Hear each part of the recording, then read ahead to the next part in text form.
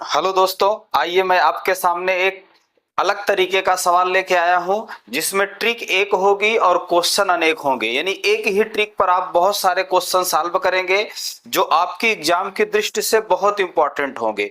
कुछ क्वेश्चन तो अभी हाल ही में एनटीपीसी में पूछे गए हैं और कुछ और भी क्वेश्चन है जो और एग्जामों में पूछे गए, यानी कि सभी क्वेश्चन कहीं ना कहीं पूछे गए हैं और सभी क्वेश्चन एग्जाम की दृष्टि से बहुत इंपॉर्टेंट है। और आप अगर थोड़ा सा ध्यान देंगे, समझ लेंगे, तो कम से कम मान के चलिए कि जो सवाल अभी रहेंगे ज्यादातर सवाल आप बिल्कुल पेन फ्री कर सकते हैं, बगैर पेन उठाए सवाल को तुरंत सॉल्व कर सकते हैं। और कुछ सवाल होगा थोड़ा बहुत सॉल्व करना पड़ेगा, यानी ज्यादा से ज्यादा आप 5 या 10 सेकंड के अंदर सवाल को सॉल्व कर लेंगे। आइए सवाल की तरफ बढ़ते हैं। अमर और कोमल की आय का अनुपात 4:5 है और इनके व्यय का अनुपात 2:1 है और कह रहा प्रत्येक प्रति माह 6,000 की बचत करते हैं, तो अमर की आय ज्ञात कीजिए। आइए दोस्तों, पहले मैं आपको इसको आसानी से लिख के समझाता हूं, फिर अगले सवाल से मैं डायरेक्ट आपको समझाऊंगा। यहां पर आप देखें तो आय दे रखा है, आय का अनुपात जो दिया गया है लिख लेते हैं। यहां आय का जो अनुपात है वो 5:4 दिया गया है, जबकि जो व्यय का अनुपात है वो 2:1 दे रखा है। यानी जो व्यय का अनुपात है वो 2:1 दे रखा है, तो ये इनके आय और व्यय का अनुपात हो गया। अब आपसे यहां पूछा गया है क्या, इनकी बचत दिया गया है। तो आप देखिए, अगर हम आय में से व्यय घटाएंगे तो यहां बचत कितनी होगी 3, और यहां भी बचत कितनी होगी 3। यानी कि यहां पर दोनों की बचत कितनी है, 3 यूनिट है रेशियो में, जबकि रुपए में कितना है 6,000 है। इसका मतलब 3 यूनिट की वैल्यू 6,000 है, तो 1 यूनिट की वैल्यू कितना हो जाएगी 2,000 हो जाएगी। और आपसे पूछा गया है अमर की आय ज्ञात कीजिए, तो अमर पहले नंबर पर है, तो अमर की आय कितना है 5 है, तो 5 यूनिट की वैल्यू कितना हो जाएगी 10,000 हो जाएगी। यानी ऑप्शन कौन सा हो जाएगा, डी नंबर। तो इस तरीके से सवाल को हम आसानी से सॉल्व कर सकते हैं। अब जरूरी नहीं कि आप इतना सवाल को सॉल्व करें, आप डायरेक्ट देख सकते थे आय में से व्यय को घटाए बचत आ गई और दोनों की बचत 3 है, 3 यूनिट की वैल्यू दे रखा है और हमें 5 यूनिट की वैल्यू चाहिए, तो डायरेक्ट भी हम सवाल को कर सकते थे। आइए अगले सवाल की तरफ। अगला सवाल है ए तथा बी की आय का अनुपात 2:3 और व्यय का अनुपात 1:2, तो प्रत्येक की बचत 24,000 है, तो ए की आय बताना है। अब आप इसको डायरेक्ट करिए। देखिए इसकी आय कितना है 2 और व्यय कितना है 1, तो एक तो बचत 1 हो गई, इसकी आय 3 है और व्यय 2 है, तो बचत 1 हो गई। यानी कि यहां पर दोनों की बचत समान है, जो कितना है 1 यूनिट है, और जबकि रुपए में बचत कितने की है 24,000 है। इसका मतलब 1 यूनिट की वैल्यू 24,000 रुपए है। तो आपसे ए की आय पूछा है और ए की आय कितना है 2 है, यानी 2 यूनिट की वैल्यू पूछा है, तो कितना हो जाएगा 48,000 हो जाएगा। यानी कि ऑप्शन कौन सा होगा, डी नंबर। ए व बी की आय का अनुपात 3:5 और व्यय का 3:2 है। कह रहा है कि वर्ष के अंत में दोनों 800 बचाते हैं, यानी पहला भी 800 बचाता है और दूसरा। यानी कि देखिए आय में से व्यय को घटाएंगे तो बचत कितनी आएगी, यहाँ 2 और यहाँ भी कितना 2। अगर बचत इनकी बराबर है, यानी कि इनका अगर अंतर समान है, तो सवाल आपका डायरेक्ट हो जाएगा। और यहां देखें इनका इसमें कितने का है, इसकी बचत कितनी है 2 और इसकी भी कितने की है 2, यानी जो रेशियो में है बचत कितने की है 2 की, जबकि रुपए में कितने की है 800 की। यानी कि 2 यूनिट की वैल्यू 800 रुपए है, तो 1 यूनिट की वैल्यू कितना हो जाएगी 400 हो जाएगी। और आपसे पूछा गया है ए की आय, और ए की आय कितना है 5 है, तो 5 यूनिट की वैल्यू कितना हो जाएगी 2,000 हो जाएगी। यानी ऑप्शन कौन सा होगा, सी नंबर होगा। ए और बी की साप्ताहिक आय का अनुपात 9:7 है और उनके व्यय का अनुपात 4:3 है। यदि दोनों व्यक्ति हर सप्ताह 200 बचा लेते हैं, तो कह रहा है कि दोनों की आय का योग बताना है। दोनों हर सप्ताह कितना बचा लेते हैं? 200 की आय का योग पूछा गया है। अब आप देखिए, इसकी आय में से व्यय को घटाए तो कितना बचत आएगी? 5। और यहाँ आय में से व्यय को घटाए तो कितना बचत आएगी? 4। यानी कि अब जो इनका डिफरेंस है वो बराबर नहीं है, तो आप लिख के पहले डिफरेंस को बराबर करेंगे। चलिए मैं यहां से समझाता हूं। आय का जो रेशियो है कितना है? 9 और 7 का। जबकि व्यय का रेशियो कितना है? व्यय का है 4 और 3 का है।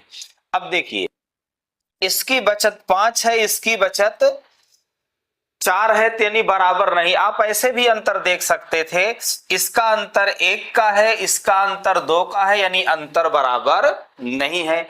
तो आप इसमें 1 का गुणा कर देंगे और इसमें 2 का गुणा कर देंगे तो अपने आप अंतर बराबर हो जाएगा। कितना आ जाएगा? ये इस तरीके से। अब देखिए, आय में से व्यय घटाएंगे तो दोनों की बचत कितना आएगी? 1 आएगी। और 1 यूनिट की वैल्यू रुपए में बचत कितना दे रखा है? 200 दे रखा है। तो आपसे पूछा है इनकी आय का योग पूछा है। योग पूछा है तो दोनों का अगर हम लोग योग पूछे निकालेंगे यहाँ पर, तो 9 और 7 कितना हो जाएगा? 16, यानी 16 यूनिट की वैल्यू पूछा है। 1 यूनिट की वैल्यू 200, तो 16 यूनिट की वैल्यू 16 दूना 3200 हो जाएगा। यानी ऑप्शन आपका कौन सा होगा? B number. आप एक बात ध्यान रखेंगे, जब इसे हम सॉल्व कर लेंगे, अंतर बराबर कर लेंगे, तो इसका काम खत्म हो जाएगा। जो भी हमें बताना है इसके आधार पर बताना है। आइए अगले सवाल की तरफ बढ़ते हैं। ए और बी की आय का अनुपात दे रखा है 3:2। आय कितना है? 3:2। और इनका व्यय कितना है? व्यय जो है 5:3 है। अब आप देखें, अगर इसमें से इसको घटाएंगे तो माइनस में आएगा, यानी कहने का मतलब अंतर बराबर नहीं है। तो चलिए, अंतर बराबर नहीं है तो बराबर कर लो। यहाँ 1 आ गया और यहाँ 2 है। डिफरेंस इनका आपस में रेशियो कितने का है? 2 का। आप ऐसे भी अंतर देख लेते, यहाँ पर 1 का है, यहाँ पर 2 का है, यानी अंतर बराबर नहीं है, तो हमें बराबर करना पड़ेगा। तो इसमें हम 2 का गुणा करेंगे और इसमें 1 का, और 1 का जरूरी नहीं कि आप गुणा करें। तो यहाँ 3 कितना हो जाएगा? 6:4। और यहाँ पर कितना हो जाएगा? 5:3। अब अगर आय में से व्यय को घटाएंगे तो यहाँ दोनों की बचत कितनी आएगी? 1 यूनिट आएगी। जबकि रुपए में दोनों की बचत कितनी है? 200 है। तो इसका मतलब 1 यूनिट की वैल्यू 200 है। तो यहाँ पर आपसे 1 की आय पूछा है, और 1 की आय अब इससे नहीं मतलब है, यहाँ से ध्यान रखना है। 1 की आय 6 है, तो 6 यूनिट की वैल्यू कितना हो जाएगी? 1200 हो जाएगी। यानी ऑप्शन कौन सा होगा? सी नंबर। सोहित और मोहित के पास 17:14 के अनुपात में एक निश्चित राशि है और वे 12:8 के अनुपात में पुस्तकें खरीदने में खर्च करते हैं, और प्रत्येक के पास 3,392 की बचत है। तो कह रहा आरंभ में सोहित के पास आरंभ में कितनी धनराशि थी? ये दोस्तों अभी हाल ही में एनटीपीसी का पूछा गया सवाल है। इसमें लिखा नहीं है, लेकिन आप ध्यान रखिए, एनटीपीसी का अभी जो हाल ही में पेपर हुआ है उसमें यह सवाल पूछा गया है। चलिए अब यहां देखिए, इनकी आय का जो अनुपात है, यहां देखिए कितना है, यानी कि 17:14। 17:14 हो गया। और इनके व्यय का जो अनुपात है 12:। अब इसको हम छोटा कर लें, इतना बड़ा करने से कोई मतलब नहीं। देखिए पहली बात तो इसका अंतर 3 का था, इसका अंतर 4 का, अंतर बराबर नहीं है तो करना पड़ेगा इसको। और अगर हम छोटा कर ले, 4 तिहाई 12 और 4 दूना 8, तो आपके लिए और आसानी हो जाएगी। यानी कितना हो जाएगा? 3:2। अब इसका डिफरेंस कितने का है, 1 का, और इसका 3 का। तो इसमें 1 का गुणा होगा, इसमें 3 का। कर देते हैं 17:14, और इसका कितना आ गया, 9:6। अब आय में से व्यय को घटाएंगे तो बचत कितनी आ जाएगी, 8 आ जाएगी, यहां भी 8 आ जाएगी। इसका मतलब बचत कितना है, 8 यूनिट है। और 8 यूनिट की वैल्यू कितना दे रखा है, 3,392 रुपए। तो आपसे पूछा क्या गया है, सोहित के पास आरंभ में कितनी धनराशि थी, मतलब सोहित पहले नंबर पर है तो इसके पास कितनी धनराशि थी बताना है। तो यानी 17 यूनिट की वैल्यू पूछा है, सोहित के पास की राशि पूछा है। तो आप सॉल्व कर दीजिए, चाहे तो 1 यूनिट की वैल्यू निकाल लें और चाहे तो डायरेक्ट कर दें। यहां पर देखिए 3392 बटे 8 गुणे 17, और अब डायरेक्ट कट जाएगा, कोई दिक्कत नहीं, 1 यूनिट की वैल्यू आ जाएगी। तो 8 चौक 32, 8 दूना 16 और 8 चौक 32।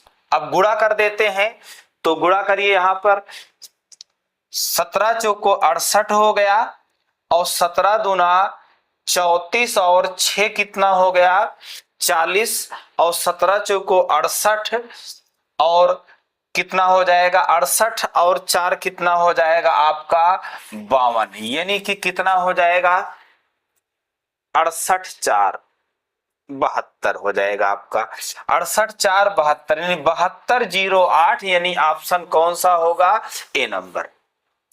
जब हम 17 चौको 68 में क्या करेंगे, 4 जोड़ेंगे तो कितना आ जाएगा, 72 आ जाएगा, यानी आपका ऑप्शन कौन सा सही होगा, ए नंबर। आइए अगले सवाल की तरफ बढ़ते हैं। अगला सवाल है, अमीर और अली की आय का अनुपात दे रखा है 5 और 3, और व्यय का दिया है 9 और 5। अब देखिए दोस्तों, यहां पर दोनों की बचत अलग अलग है। आपने पहला टाइप पढ़ा अंतर बराबर है, दूसरा आपने ध्यान दिया अंतर बराबर ना हो तो कैसे हम बराबर करेंगे। लेकिन अब यहां सवाल है कि दोनों की बचत अलग अलग है, पहले की बचत 1800 है तो दूसरे की बचत 2600 है। तो इसको हम डायरेक्टली करते हैं, इसको हम ऐसा नहीं यक्ष मान के करेंगे तो समय लगेगा। आइए मैं डायरेक्ट आपको समझाता हूं। आय का अनुपात जो है यानी कि 9:5 है, यानी जब दोनों की बचत अलग अलग हो तो हम सवाल को कैसे सॉल्व करेंगे। आय का अनुपात 5 और 3 का है, जबकि व्यय का अनुपात 9 और 5 का है, और पहले की बचत कितना है 2600 और दूसरे की बचत कितना है 1800। इसको मैं इसलिए आपको ऐसे बता रहा हूं कि कुछ काम आप डायरेक्टली कर सकते हैं। आप देखिए यहां हम इसका गुणा करेंगे 27 आएगा, और इसका गुणा करेंगे 25, यानी 27 और 25 का डिफरेंस ले लेंगे, अंतर ले लेंगे, और फिर यहां कितना आ जाएगा अंतर 2 आएगा। उसी तरीके से यहां ध्यान देना है, इसका गुणा करेंगे तो 13,000 आ जाएगा, और इसको हम लोग जब गुणा करेंगे तो यानी कि 16,200 हो जाएगा। 18 9 162, यानी 16,200। अब यहां भी हम लोग डिफरेंस ले लेंगे, तो यहां पर अगर घटाएंगे तो कितना आ जाएगा 3,200, यानी 3200 आ गया। 2 यूनिट की वैल्यू 3200 है तो 1 यूनिट की वैल्यू कितना हो जाएगी 1600 हो जाएगी। और आपसे पूछा क्या गया है, आपसे पूछा गया है कि उन दोनों की आय ज्ञात करना है, यानी किसी एक की नहीं बताना है, दोनों की बताना है। तिनकी आय यहां पर दे रखी है, तो पहले की आय कितना हो जाएगी 16 पंचे 80, यानी कि 8,000, और दूसरे की कितना हो जाएगी 16 तिया 48, यानी कि 4800, यानी कि ऑप्शन कौन सा सही हो जाएगा, ए नंबर। हमें यानी कि 5 यूनिट और 3 यूनिट की वैल्यू बताना है, तो 16 पंचे 80 और 16 तिया 48। आइए अगले सवाल की तरफ बढ़ते हैं।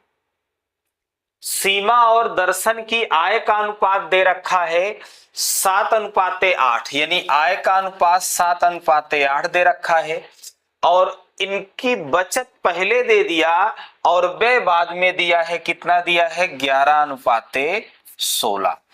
अब यहां पर देखिए बचत लिख लेते हैं, कितना है? 15,000 और 9,000। सॉल्व करते हैं उसी तरीके से, इसका गुणा करेंगे 88 आ जाएगा और इसका गुणा करेंगे 16 सत्ते 112 आ जाएगा और हमें इनका डिफरेंस लेना है तो कितना हो जाएगा? 24 हो जाएगा। डिफरेंस 24 आ जाएगा। इसी तरीके आगे यहां करना है।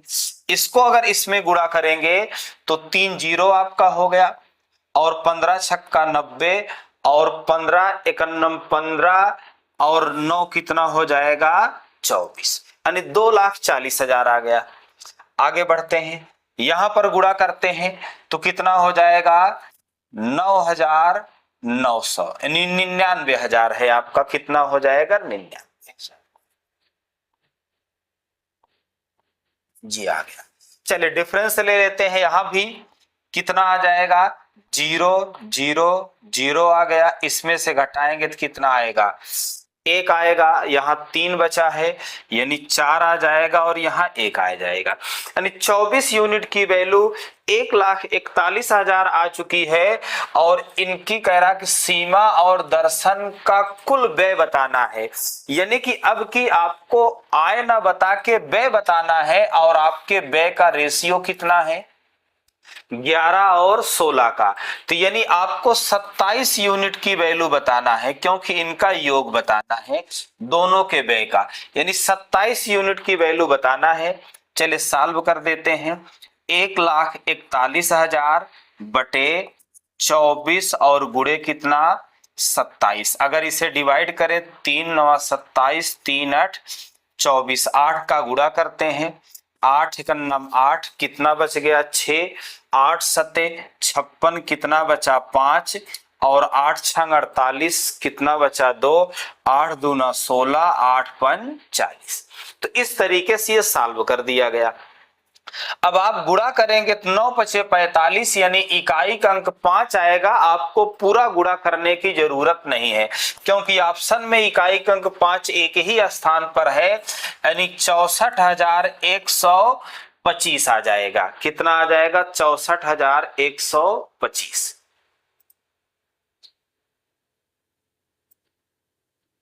सॉल्व कर दीजिए। आइए अगले सवाल की तरफ बढ़ते हैं।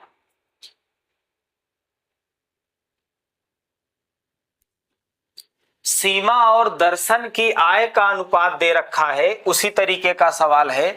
आय कितना है? 2:3 के अनुपात में है और इनका व्यय बाद में दिया है 12:19 के अनुपात में। और बचत इनकी कितना है? 15,000 और 9,000 है। थोड़ा सा सवाल चेंज है, काफी बाकी वैल्यू वही है। चलिए यहां से गुणा करते हैं। 36 हो गया और ये कितना हो गया? 38 हो गया। ठीक, यहां डिफरेंस लेंगे, कितने का आएगा? 2 का आएगा। इनका भी गुणा कर देते हैं। गुणा कर लीजिए। 0 आपके कितने हो जाएंगे? 3 और 15 नवैया 135, 13 हो गया। 15 एकन्नम 15 और 13 जोड़ेंगे तो कितना आ जाएगा? 28। अगर 15 में 13 जोड़ेंगे 28 आ जाएगा। इसी तरीके से इसका गुणा कर लेते हैं तो बर नवैया 108 हो जाएगा और 3 जीरो। डिफरेंस ले लेते हैं यहां भी उसी तरीके से। चलिए 0 0, ये 3 जीरो आ गया। इसमें से इसको घटाएंगे तो 7 आएगा 15 में से, और 7 यहाँ फिर से आ जाएगा और यहाँ 1, यानी कि 1,77,000 आ गया। और आपसे पूछा है सीमा और दर्शन की कुल आय, तो कुल इनका आय व्यय पूछा गया है। फिर से क्या पूछा गया? कुल व्यय पूछा गया है। और इनका कुल व्यय अगर देखें तो कितना आ जाएगा? 31 आ जाएगा, यानी कि 31 यूनिट की वैल्यू पूछा है। चलिए सॉल्व कर लेते हैं। अगर 2 से इसे डिवाइड करेंगे तो कितना हो जाएगा? 2 8 16, 2 8 16 और 2 पंचे 10 और 2 जीरो आ जाएगा। अब अगर इसे हम गुणा करना चाहें तो आप ध्यान देंगे डायरेक्टली कि 2 जीरो तो रहेगा ही, और लास्ट का जो अंक आएगा क्या आएगा? 5 आएगा, यानी कि ऑप्शन आपका कौन सा हो जाएगा? B number. यानी जब 31 गुना हम इसका करेंगे तो 2 जीरो तो रहेगा ही, और उसके बाद क्या आएगा, 5 आएगा। यानी कि आपके सवाल का जवाब कितना है, 4,18,500 ये आ जाएगा। तो आप देखिए दोस्तों, यहाँ पर किस तरीके से आपको गुणा भाग से बचना है, कैसे आप सवाल को जल्दी से सॉल्व कर सकेंगे, वो सब टेक्निक पर आपको ध्यान देना पड़ेगा। आइए अगले सवाल की तरफ बढ़ते हैं। 3 कक्षाओं में छात्रों की संख्या का अनुपात दिया गया है। तो यहां मैं लिखता हूं इसको, इसके बाद डायरेक्ट समझाऊंगा। अनुपात जो है इनका 2:3:5 के अनुपात में है, और कह रहा कि प्रत्येक कक्षा में 20 छात्रों की जब वृद्धि हो जाती है तो अनुपात इनका कितना हो जाता है, 4:5:7 हो जाता है। अगर यहाँ रेशियो में देखा जाए तो प्रत्येक छात्रों की कक्षा में कितने की वृद्धि हुई है, 2 की वृद्धि हुई है, जबकि संख्या में कितने की है, 20 की। इसका मतलब 2 यूनिट की वैल्यू 20 है तो 1 यूनिट की वैल्यू 10 होगी। और आपसे पूछा गया है वृद्धि से पहले छात्रों की कुल संख्या, तो वृद्धि से पहले यहाँ छात्रों की कुल संख्या कितनी है, 10 है। तो जब 1 यूनिट की वैल्यू 10 है तो 10 यूनिट की वैल्यू कितना हो जाएगी, 100। यानी ऑप्शन कौन सा होगा, ए नंबर। आइए अगले सवाल की तरफ बढ़ते हैं। अब आप इसको डायरेक्ट करेंगे, इसको नहीं है कि अब हम पूरा लिखेंगे, एक सवाल विस्तार में समझा दिया, आप इसको डायरेक्ट करिए। यहां देखिए छात्रों की संख्या का अनुपात क्या है, 2, 3 और 5 है। प्रत्येक में 30 छात्र बढ़ते हैं तो अनुपात क्या हो जाता है, 4, 5 और 7। तो अगर अनुपात में देखें कि प्रत्येक छात्रों की यानी प्रत्येक कक्षा में यानी कितने छात्रों की वृद्धि हुई है, तो आप बताएंगे 3, क्योंकि देखिए 2 थे यहाँ 4 हो गए, और 3 थे यहाँ 5 हो गए, और 5 से 7 हो गए।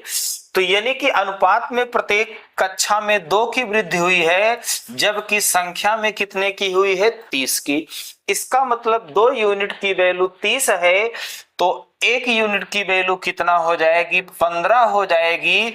और आपसे पूछा है वृद्धि से पहले छात्र, वृद्धि के बाद लिखा है वृद्धि के बाद छात्रों की कुल संख्या। तो वृद्धि के बाद यहाँ देखिए छात्रों की कुल संख्या कितनी हो जाएगी, 16 हो जाएगी। यानी कि कितना हो जाएगी, 16। तो 16 यूनिट की वैल्यू पूछा है, तो 15 गुणे 16 कितना हो जाएगा, 15 छक्का 90, और 15 एकन्नम 15 3 18, यानी 180। यानी ऑप्शन कौन सा होगा, सी नंबर। तो आप इस तरीके से सवाल को डायरेक्टली सोच सकते हैं। अगला सवाल है शिव कुमार और दिलीप कुमार, यानी कि आय पर आधारित सवाल है दोस्तों। तो एक चीज आप ध्यान रखेंगे, ये जो आपने ट्रिक सीखा है ये अनुपात में तो लगाएंगे ही, साथ ही साथ आप आय पर आधारित प्रश्न में भी लगा सकते हैं। और आय पर आधारित प्रश्न ऐसा चैप्टर है जो अभी हाल ही में एनटीपीसी के लिए बहुत इंपॉर्टेंट है, और बहुत अच्छे अच्छे सवाल पूछे गए हैं। और साथ ही ये चैप्टर ऐसा है कि मैथ और रीजनिंग दोनों जगह में कहीं भी पूछ सकता है, तो इसलिए और ज्यादा आपके लिए इंपॉर्टेंट हो जाता है। तो आइए उसी तरीके के सवाल यहाँ भी है। अगर अंतर बराबर रहेगा तो हम लोग डायरेक्ट करेंगे, और अंतर बराबर नहीं रहेगा तो अंतर बराबर करेंगे, तब सवाल को सॉल्व करेंगे। अगर यहाँ अंतर देखा जाए, देखिए इनकी वर्तमान आय का अनुपात कितना है, 9 और 10, जबकि 11 वर्ष बाद अनुपात क्या है, 10 और 11 है। यहां पर देखा जाए तो अंतर कितने का है, 1 का, और यहां पर 1 का। तो अंतर 1 का है, नहीं अंतर समान है, लेकिन हमें जो अंतर लिखना है, ध्यान रहे कि ये 9 है और यहां ये 10 है। तो यहां ये किससे कितना ज्यादा है, रेशियो में लिख के समझाता हूं। वर्तमान में कितना है, 9:10, जबकि 11 वर्ष बाद इनका जो रेशियो बनेगा 10 और 11 का। तो यहां देखिए कितना ये इससे अधिक है, तो आप बताएंगे दोनों अनुपात में तो 1 अधिक है।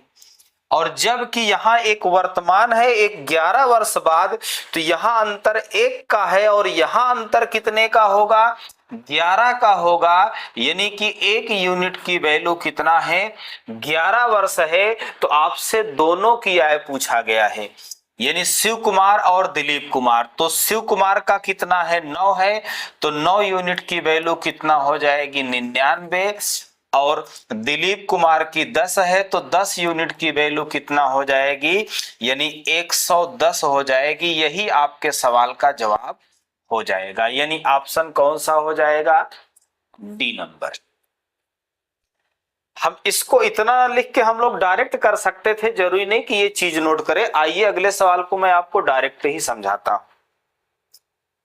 अब देखें, ए और बी की वर्तमान आयु का अनुपात कितना है 4 और 5, जबकि 5 वर्ष बाद अनुपात कितना हो जाता है 5 और 6। तो यहां अगर रेशियो में देखें तो कितने वर्ष का अंतर है, तो कितना आगे बढ़ रहा है। तो ये अनुपात 4 था 5 हो गया यानी 1 बढ़ा है, और ये 5 था 6 हो गया यानी 1 बढ़ा है। अनुपात यानी कि 1 बढ़ रहा है, जबकि यहाँ वर्ष कितना बढ़ रहा है 5 बढ़ रहा है। इसका मतलब 1 यूनिट की वैल्यू 5 वर्ष है। तो आपसे पूछा किसका गया है, ए की वर्तमान आयु पूछा गया है। तो ए की वर्तमान आयु 4 है, तो 4 यूनिट की वैल्यू कितना हो जाएगी 20 वर्ष हो जाएगी, यानी ऑप्शन आपका कौन सा होगा, बी नंबर। तो जरूरी नहीं है कि आप लिखें, हाँ अगर अंतर बराबर है तो डायरेक्ट कर सकते हैं, अगर बराबर नहीं है तो आपको करने पड़ेंगे। आइए अगले सवाल की तरफ बढ़ते हैं।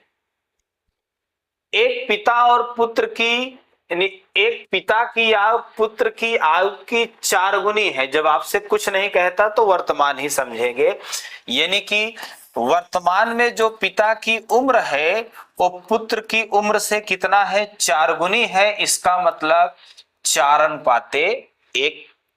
और कह रहा कि 10 वर्ष बाद, कितने वर्ष बाद, 10 वर्ष बाद जो इनका अनुपात होगा, कह रहा कि 10 वर्ष बाद पिता की आयु पुत्र की आयु की 2.5 गुनी है। अब इसको अगर हम फ्रैक्शन में तोड़ेंगे तो 2.5 गुना है, तो यानी कि आप इसका दशमलव हटाएंगे, बटे में 10 करेंगे तो यानी 5/2 आएगा।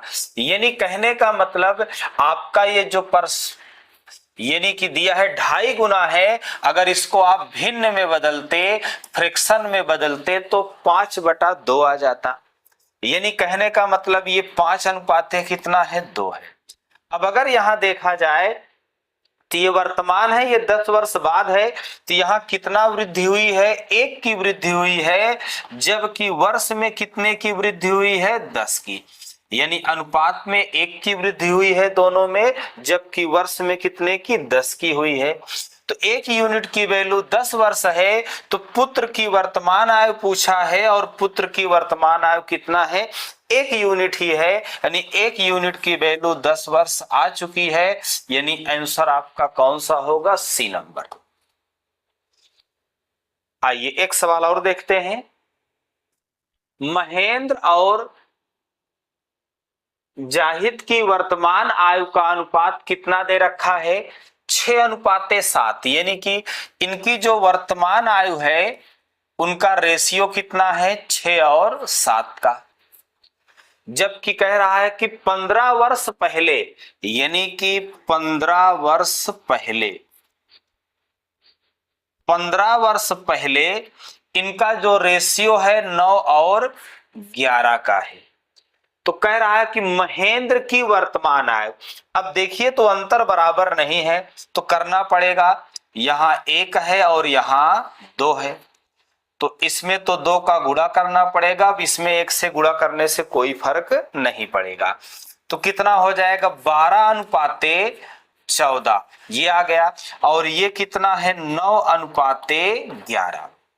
अब देखें वर्तमान आयु यहां पर इनकी दे रखा है ये 15 वर्ष पहले, तो यहां देखिए 15 वर्ष पहले की जो आयु थी वो कितना अनुपात में कम है 3 कम है, अनुपात में कितना है 3 है, अनुपात में 3 वर्ष पीछे जा रहे हैं, 3 पीछे जा रहे हैं, जबकि यहाँ वर्ष में कितना वर्ष पहले की बात किया गया है 15, यानी 3 यूनिट की वैल्यू 15 वर्ष है, तो आपकी 1 यूनिट की वैल्यू कितना हो जाएगी 5 वर्ष। और आपसे पूछा है महेंद्र की वर्तमान आयु यानी पहले की, तो आपको अब इससे नहीं मतलब है, इससे मतलब है। तो महेंद्र की वर्तमान आयु कितना है, 12 है, तो 12 यूनिट की वैल्यू कितना हो जाएगी, 12 पंचे 60, यानी कि 60 वर्ष, यानी ऑप्शन कौन सा होगा, सी नंबर।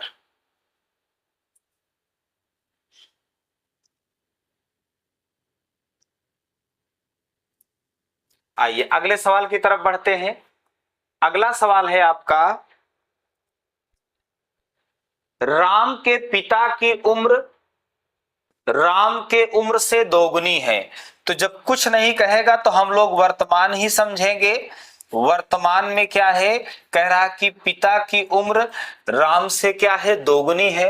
और कह रहा 8 वर्ष पहले 8 वर्ष पहले 8 वर्ष पहले कह रहा है कितना है, 2.5 गुना है। इसका मतलब 2 बटा यानी 5/2, 2.5 गुना, यानी कि इस भिन्न में जब इसको बदलेंगे तो कितना आ जाएगा, 5/2, यानी 5:2 आ जाएगा। अब अगर यहां देखें तो अंतर बराबर नहीं है, तो आपको बराबर करना पड़ेगा। यहां देखिए कितने का है, 1 का, और यहां कितने का, 3 का। तो आप इसमें 3 से गुणा करेंगे, इसमें 1 से गुणा करने पे कोई फर्क नहीं पड़ेगा। 6:3 हो गया, और ये 5:2। अब यहां देखा जाए तो अनुपात में ये कितना कम है, तो आप बताएंगे 1 कम है, जबकि यहां कितना वर्ष पहले की बात की गई है, 8, यानी 1 यूनिट की वैल्यू 8 वर्ष है। तो आपसे पूछा है राम की वर्तमान आयु, किसकी पूछा है, राम की वर्तमान आयु। तो देखिए यहां पर राम के पिता है और राम है, तो यानी पिता की उम्र ज्यादा होगी, पुत्र की उम्र कम है, यानी कि राम की पूछा है 3 यूनिट की वैल्यू, तो 8 त्रिक 24 वर्ष हो जाएगा, यानी ऑप्शन आपका कौन सा होगा, बी नंबर। तो आप इस तरीके से अगर अंतर बराबर नहीं है तो बराबर करके सवाल को सॉल्व कर सकते हैं।